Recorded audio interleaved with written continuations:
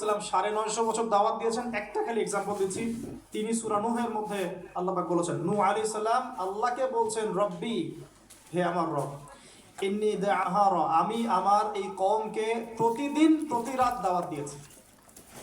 সুবহানাল্লাহ, প্রতিদিন প্রতি রাত।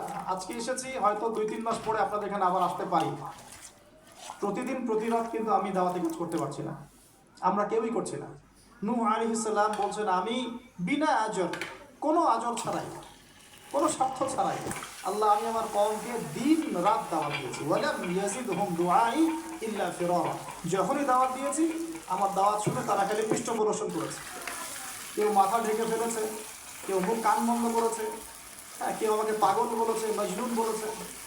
এমনকি তিনি যখন নৌকা বানাচ্ছেন আল্লাহ পাকের আদেশে, মানুষ পাশ দিয়ে হেঁটে যায় আর টিটকারি করে, কবে মরুভূমিতে নৌকা চলবে?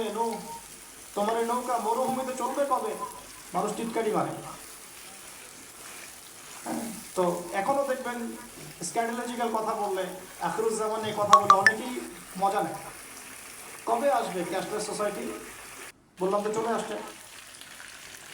কবে আসবে মালহামা? বলি চলে আসবে। কবে আসবে বড় বড় ভূমিকম্প? আসছে, সবর করে। তো নূহ আলাইহিস সালামের জীবন থেকে শিক্ষা আমরা দাওয়াত দিব।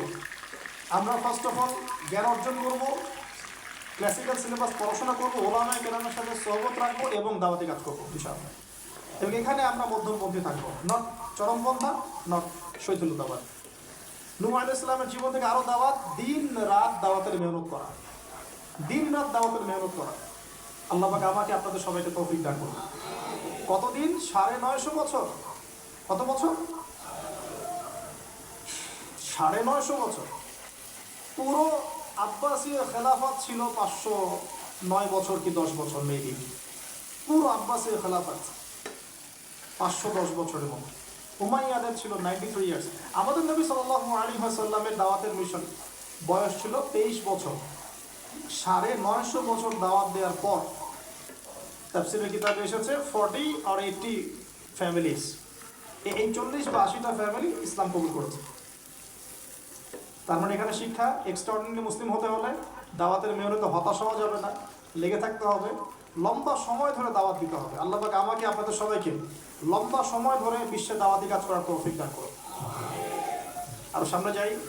নিজের ছেলে ইসলাম কবুল করে নাই নূহ আলাইহিস সালামের, নিজের স্ত্রী ইসলাম কবুল করে নাই। তার মানে আমাদের ফ্যামিলিগুলো এমন হতে পারে যে ফ্যামিলি নিজের ছেলে কথা শুনছে না, নিজের স্ত্রী কথা শুনছে না। পরোয়া করতে হবে না, তাদের পরোয়া করতে হবে না, শুধু দাওয়াত দিতে হবে। সেই অবস্থা লূত আলাইহিস সালামেরও, তারও স্ত্রী ইসলাম কবুল করছে না। আল্লাহ পাক তাদেরকে ধ্বংস করেছেন, নূহ আলাইহিস সালাম লূত আলাইহিস সালামকে উদ্ধার করেছেন। এখানে আমরা আমাদের দিনী বোনদেরকে রিকোয়েস্ট করব, আপনারা সবাই আপনাদের ফ্যামিলিতে খাদিজা রাদিয়াল্লাহু আনহা, আয়েশা রাদিয়াল্লাহু আনহা রোল প্লে করেন। নূহ আলাইহিস সালাম আর লূত আলাইহিস সালামের স্ত্রী রোল প্লে করবেন না। আনফর্চুনেটলি এখনকার যে বিজি সিটিসগুলো, মানে যেগুলো আমরা বলি বস্তুবাদী শহরগুলো, ফ্যামিলিগুলো দিন দিন ক্রাশ করছে। সম্পর্কের টানাপোড়া, বিচ্ছেদ, ডিভোর্স, আকীদা আদর্শের মিল নাই, স্বামী ইসলাম প্র্যাকটিস করলে স্ত্রীর সমস্যা, স্ত্রী প্র্যাকটিস করলে স্বামীর সমস্যা। এই প্রবলেমসগুলো আমাদেরকে সলভ করতে হবে। আল্লাহ পাক আমাদেরকে সবর করার তৌফিক দান করবে। পারিবারিক তালিমটা খুব বেশি ইম্পর্টেন্ট। পরিবারের তালিম চালু করা উচিত। পরিবারে কোরআন এবং হাদিসের কিতাবগুলো থেকে দার্সের ব্যবস্থা করা উচিত এবং সপরিবারেই ওলামায়ে কেরামদের সাথে পরামর্শ করে চলা উচিত। ইনশাআল্লাহ ভালো হবে, আল্লাহ পাক তৌফিক দান করবেন। নূহ আলাইহিস সালামের আরেকটা কথা বলে শেষ করছি। শেষে যখন নৌকা ডুবছে, তিনি তার ছেলেকে তখনও পিতৃস্নেহে ডাকছেন, নৌকায় আসো বাবা। ছেলে বলছে যে আমি পাহাড়ে উঠে যাব, ইয়াসিমুনি মিনাল মা, এই পাহাড় আমাকে পানি থেকে বাঁচাবে। নূহ আলাইহিস সালাম বলছেন, আল্লাহ তুমি আমার ছেলেকে বাঁচাও, ইন্নাহু মিন আহলি, সে আমার পরিবারের একজন।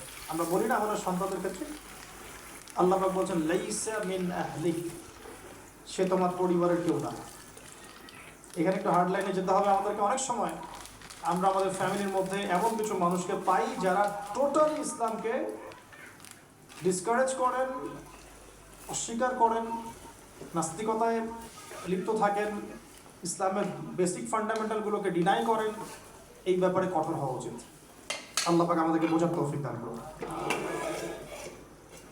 পাতা উল্টালে এরপর একজন নবীর নাম আসে না, আসে একজন নেতার নাম। মুসা আলাইহিস সালামকে আল্লাহ পাক একটা বিজয় অভিযান দিয়েছিলেন বাইতুল মাকদাস, অনেকে বলেন মাকদিস, আমাদের দি স্টেট অফ ইসরায়েল যেটা দখল করে আছে। এটা নিয়ে তো অনেক বলেছি আগে, আজকে আর বলছি না। পৃথিবীতে সবচেয়ে বড় জালেম সভ্যতা যদি কেউ থেকে থাকে, এটা সেটা। এদের চেয়ে বড় জালেম আমি আমার জীবনে কখনো দেখি নাই, ইতিহাসে পড়িও নাই, কোনোদিনও পড়ি নাই। নির্মমভাবে দিনের পর দিন, মাসের পর মাস নয়, বছরের পর বছর নির্যাতন স্টিম রোলার চালাচ্ছে। বিশ্ববাসী তাকিয়ে তাকিয়ে দেখছে, কারো কিচ্ছু বলার নাই, যেন কারো কিচ্ছু করার নাই। এই জায়গায় বিজয় অভিযানে পাঠানো হচ্ছে মুসা আলাইহিস সালামকে, কিন্তু তিনি তার কওমের জন্য একজন নেতা নির্বাচন করছেন। তার কওম বলছে, আমাদেরকে একজন নেতা দিন যার আন্ডারে থেকে আমরা আমাদের কাছ সম্প্রদায়ের বিরুদ্ধে যুদ্ধ করব। এখন মুসা আলাইহিস সালাম বলছেন, আল্লাহ পাক যদি কোনো নেতা দেন, তোমরা যদি আবার পালানো শুরু করো। কারণ বনু ইসরাইল সম্পর্কে তার খুব মারাত্মক কিছু অভিজ্ঞতা আছে। ফেরাউনের কবল থেকে মুক্তি পাওয়ার পরে বাছুর পূজা শুরু করেছে। তোমরা তো এই আদেশ আসলে পিছনে পালানো শুরু করবো।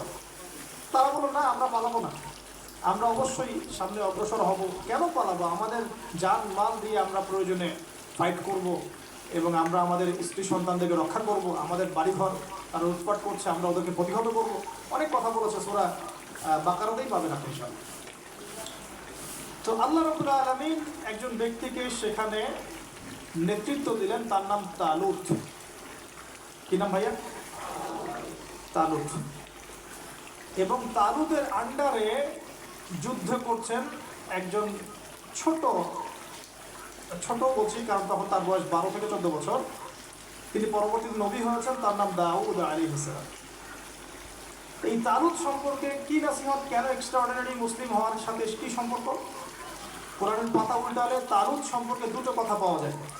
বনু ইসরাইল বলছেন যে তালুত নেতৃত্বের যোগ্য নয়, তার তো সম্পদ নাই, তার তো খ্যাতি নাই।